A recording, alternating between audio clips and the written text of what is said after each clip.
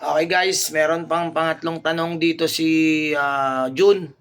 Yung tanong niya, Sir, pag nagsimula po ba ang laro sa jumble po sa pagtos ng bola ng crew chip, di po ba talaga kailangan ilagay sa bibig yung pito? Okay. Talagang pag ikaw yung mag-jumble, no? Yun po ang procedure po natin diyan, nakababa po talaga yung pito niyan. Kasi ang pwede lang po talagang pumito diyan kapag may violation during jumble sa Article 12 natin ay yung umpire 1, no? Ngayon, kapag nakatulog po yung umpire 1, pwede rin po makapito yung umpire 2. Kaya kailangan alerto rin po yung umpire 2, no? So, yun po ang ating procedure dyan. At yung may tanong pa po siya dito na ilang violation po ba meron during sa jumble situation pag sa pagsisimula ng laro. Okay. So, maraming mga pwedeng maging violation dyan, no? Dun sa Article 12 natin. Yan, nakalagay dyan sa monitor natin. Tingnan nyo. Unang-una, yung pagka double toss na nung crew chip, toss na siya. Yung umpire 1, kapag nagkaroon ng early tap, so yun yung mga pwede maging violation, no? So, ano pa? Yung for example, nagkaroon siya ng hindi siya tinamaan, yung walang tumama doon sa dalawang tatalon.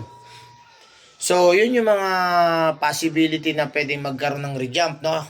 So, jumble pa rin yun. So, kapag for example, ano pa yung mga pwede nating i-rejump na tinatawag natin na kapag for example,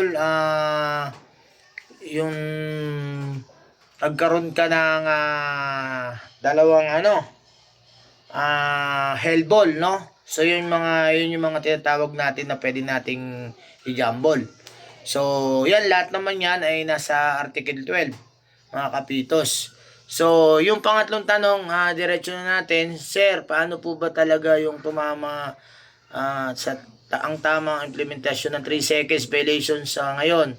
Kailan po ba talaga tayo pwede tumawag sa player na nasa restricted area, nandun sa restricted area. Okay, so pagtawag natin doon sa 3 seconds, tulad nung mga napanood nyo sa videos ko, kapag paalis na yung player, so pwede na nating disregard yung ating whistle, no? Doon sa Article 26 natin makikita yan.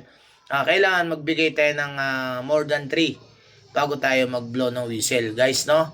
Kapag patira na yan yung kakampi niya at biglang na-release na yung bola, nandun pa yung kanyang kakampi sa restricted, disregard na rin po yung violation. Okay? So, ano pa po yung natin dito? Yung huling tanong niya,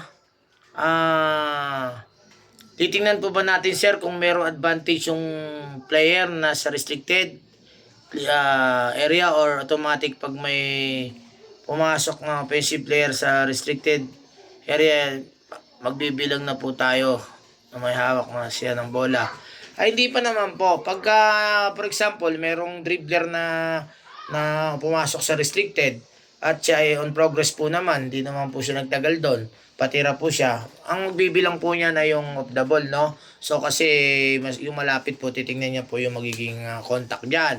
So, kapag ang bola naman po ay nandun pa sa may upper, ang magbibilang naman po niya na yung ng 3 seconds ay yung nasa ilalim.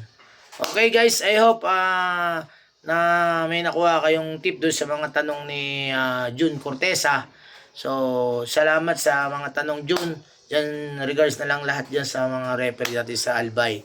So, thank you very much and God bless you all. Be safe always. Bye-bye.